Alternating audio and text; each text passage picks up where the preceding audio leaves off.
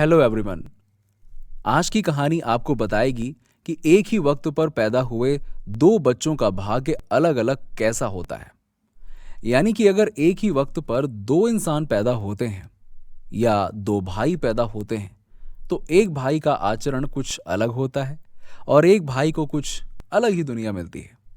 यही सवाल एक बार एक राजा के मन में आया और राजा ने भरी सभा में, जहां पर बड़े बड़े विद्वान बैठे हुए थे, उन सभी से एक ही प्रश्न किया कि आप मुझे बताइए कि एक ही समय पर पैदा होने वाले बच्चों का भाग्य अलग अलग कैसे होता है। उन्होंने बताया कि जिस वक्त मैं पैदा हुआ उस वक्त अनेकों बच्चे पैदा हुए थे, तो मेरे ही भाग्य में राजा बनना क्यों लिखा था।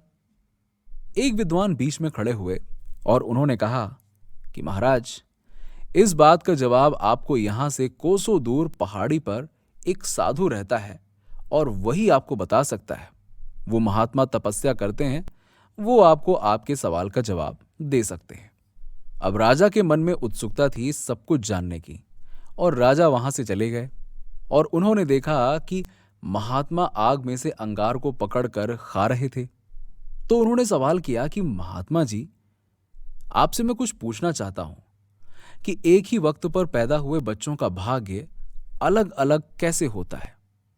तो उन्होंने उस पर गुस्सा किया, बोले चले जाओ यहां से, निकलो यहां से।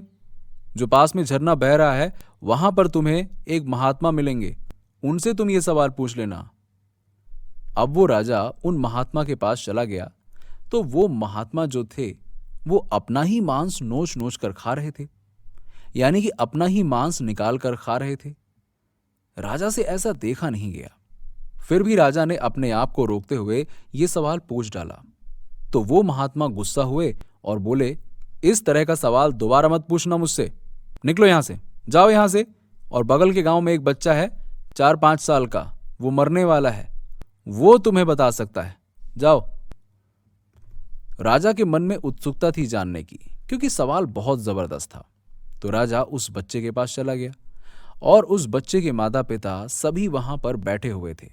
तो उस बच्चे से भी राजा ने यही सवाल किया, तुम मुझे बता सकते हो कि एक ही वक्त पर पैदा हुए बच्चों का भाग्य अलग अलग कैसे होता है। तो बच्चा मुस्कुराया और बच्चे ने बोला कि मैं आपको बताता हूं कि पिछले जन्म में हम तीनों आपके भाई रहे हैं, जो आपको दिखा कि अपना ही मांस खा रहे थे। और हम चारों पिछले जन्म में भाई थे और जंगल में एक बार हमने रोटियां बनाई थीं। जब हम रोटियां खाने लगे थे तभी एक साधु आए थे और उन्होंने कुछ मांगा था कि उन्हें भी भूख लगी हुई थी। सबके पास एक एक रोटी थी। तो सबसे पहले उन्होंने अंगार वाले साधु से रोटी मांगी। तो साधु ने मना कर दिया कि अगर मैं तुम्हें रोटी दे दूंगा तो क्या मैं अंगार खाऊंगा। दूसरा, उन्होंने मांस वाले साधु से कहा कि मुझे रोटी चाहिए। तो उन्होंने कहा कि अगर मैं तुम्हें रोटी दे दूंगा तो क्या मैं मांस खाऊंगा। और मैंने भी मना कर दिया कि मैं तुम्हें रोटी नहीं दे सकता। और चौथे तुम थे कि तुम्हारे पास एक रोटी थी और तुमने आधी रोटी उन महात्मा को दे दी और उन्होंने अपना पेट भरा, बाकी को श्राप मिला और तुम्हें आशीर्वाद मिला। रहस्य की बात यह थी कि आपके आज के जो अच्छे कर्म हैं उसका नतीजा आपको जरूर आगे के जन्मों में मिल सकता है। तो दोस्तों, यही कारण था वो राजा था। उसका जो प्रश्न था उसका जवाब मिल चुका था कि एक ही वक्त पर पैदा हुए बच्चों का भाग्य अलग अलग कैसे हो सकता है। मोरल ऑफ द स्टोरी, दोस्तों, कुल मिलाकर बात यही है कि आपका कर्म यह बताता है कि आप कितना आगे जाएंगे, आपको अगले जन्म में क्या मिलेगा।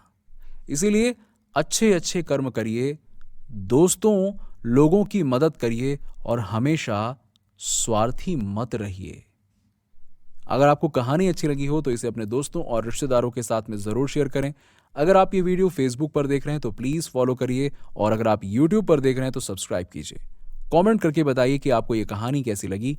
मिलते हैं आपसे अगले वीडियो में एक नई कहानी के साथ।